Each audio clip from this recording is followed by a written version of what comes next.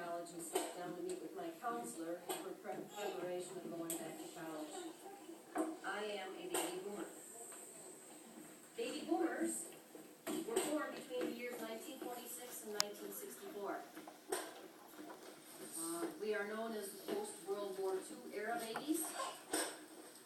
We got the term baby boomer from a woman by the name of Sylvia Porter.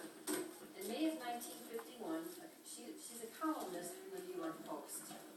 She used the term boom to refer to the phenomenon of increasing birth in the post-World War II era. And this is what she wrote. Take 3,548,000 babies born in 1950, bundle them into a batch, bounce them all over this bountiful land that is America. And what do you get? Boom.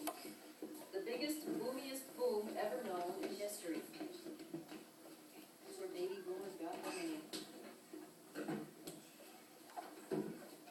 When I was sitting with my counselor, she was discussing classes, agendas, course schedules, getting in line for registration or getting online for registration nowadays.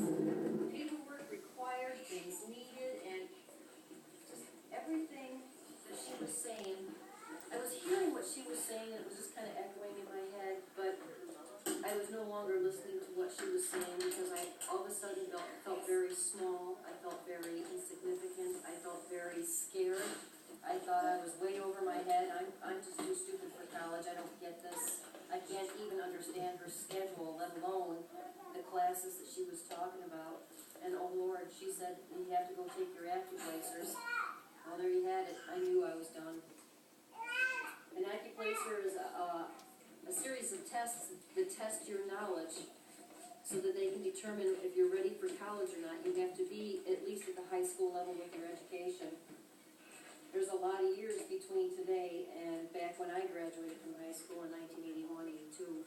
A lot of things have changed, so needless to say, I did not do well with my acuplacers. And I had to go to school to learn basic math courses that kids today know that have changed over the years so drastically. It's very scary for a baby boomer to go to college for the first time. But I'm here to tell you, speaking personally, it's a very rewarding and it's a very rewarding experience, and it's not as hard as you think. 50% of women over the age of 50 are single. There are many reasons why baby boomers are afraid to go to school. Fear of not being smart enough, fear of being too old, fear of juggling a career in school, maybe some financial restrictions, confusion, anxiety, stress, all of the above. But there are a lot of reasons why today, over 20% now of students in colleges on average are 40 and over. And here's just some of the reasons why they are going back to school, but we'll get to that in a moment.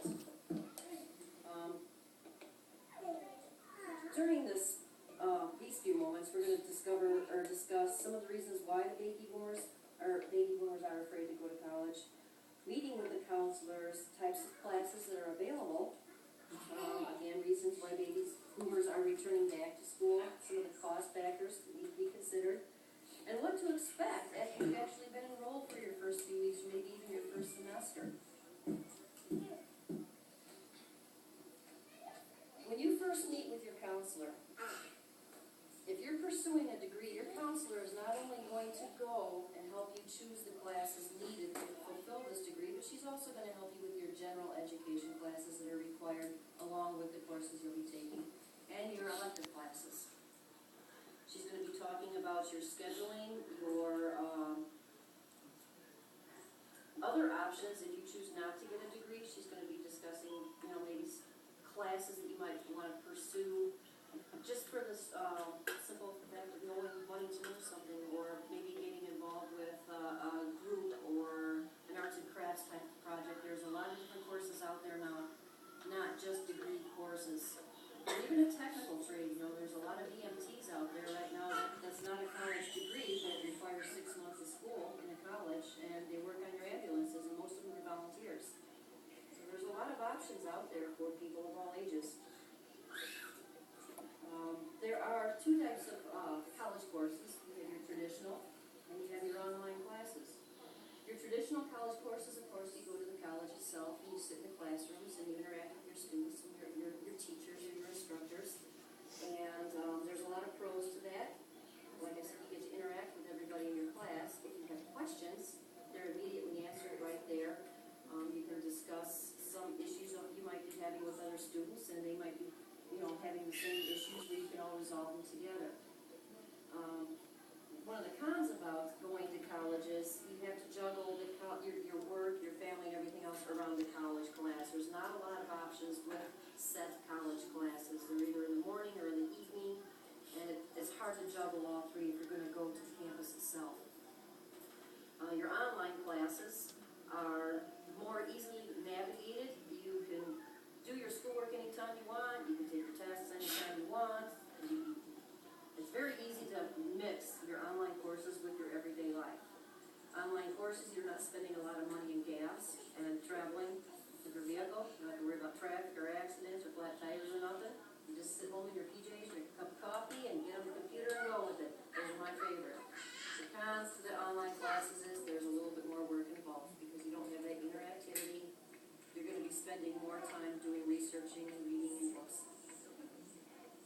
But that's my preference. I like my online classes because of juggling family and full-time jobs and everything else.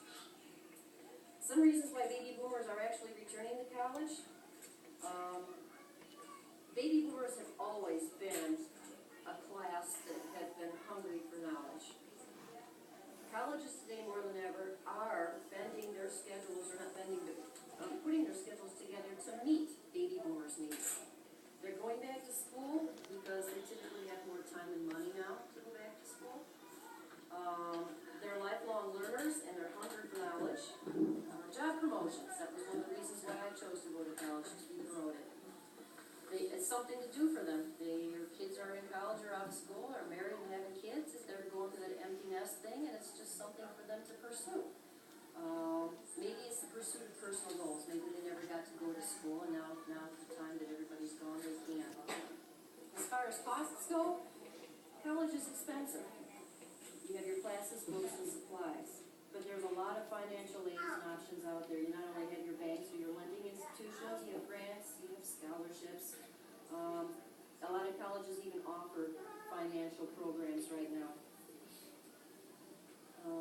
Your first semester is a little scary at first, but once you start navigating everything, college students start looking up at you sometimes, the younger students do. You wonder why you were even afraid in the first place. It becomes a lot of fun. The ultimate, of course, is the pride and the satisfaction you get when you graduate. Or when you start finding yourself on the dean's list because the classes are actually, they're fun, they're challenging.